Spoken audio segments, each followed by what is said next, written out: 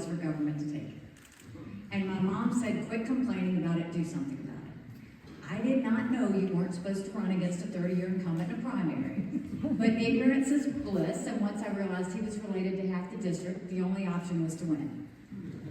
And what I said, 10 people, go tell 10 people to go to NikkiHaley.com. If you didn't like what I had to say today, don't say anything.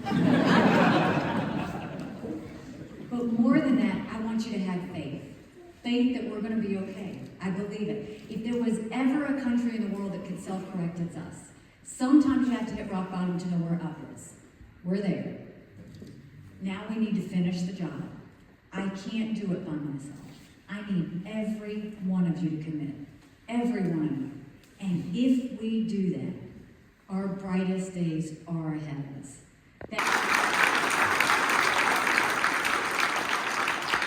So as governor, I took on a double-digit unemployment state. All of our jobs were in textiles, and when those jobs went overseas, so did everything that South Carolina had. And so we had to really invigorate it and bring it back together. So we got to work, we did that.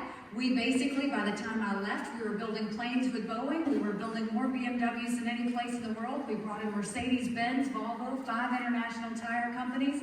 They were calling us the beast of the Southeast. I made sure we were making things in America. We were making, stretched that dollar. We got creative and we made it work.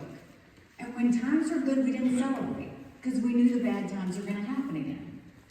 I did not go to the Ivy League schools like you're going to see some of the other candidates come through here. I went to a public school. I went to Clemson University, go Tigers, and graduated with a degree in accounting. Met my husband my first weekend there. We dated for 7 years. We've been married for 26. I have 2 children. House. Only 8% were on the record. Did you know of all the bills passed in the Senate, only 1% was on the record? So if you didn't know how your House member voted 92% of the time, you didn't know how your senator voted 99% of the time, how did you know who to vote for when you went to the polls?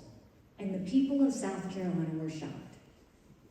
To put it in perspective, my first year in office, I was chairman of the freshman class. My second year, I was with pay raise. I was so upset. We had a Republican House, a Republican Senate, Republican governor. And I was so upset, I went to the speaker and I said, this is why people don't trust us.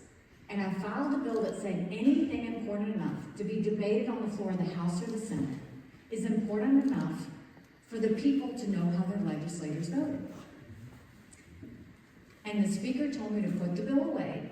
We didn't need to have it. They would decide what the public needed to see and what they did. I remember going home to my... I could take the well, no one would hear me speak. I could sponsor a bill, no one would co-sponsor it. So I ran for governor.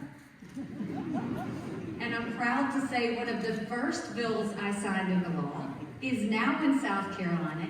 Anything debated on the floor of the House or the Senate requires a legislative vote on the record, and we took it a step further. We did it on every section of the budget.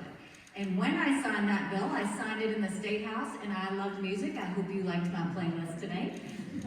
The process of immigration itself, rather than having a number that you say, oh, we're going to allow X thousand this year.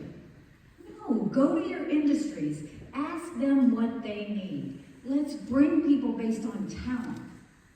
Talent that's going to fuel our businesses, not just numbers and random people. When it's done on merit, that's when you're making our country stronger and better. That's the way forward on immigration. And with foreign policy, we'll do exactly what I did at the UN. We'll have the backs of our allies, but we will hold our enemies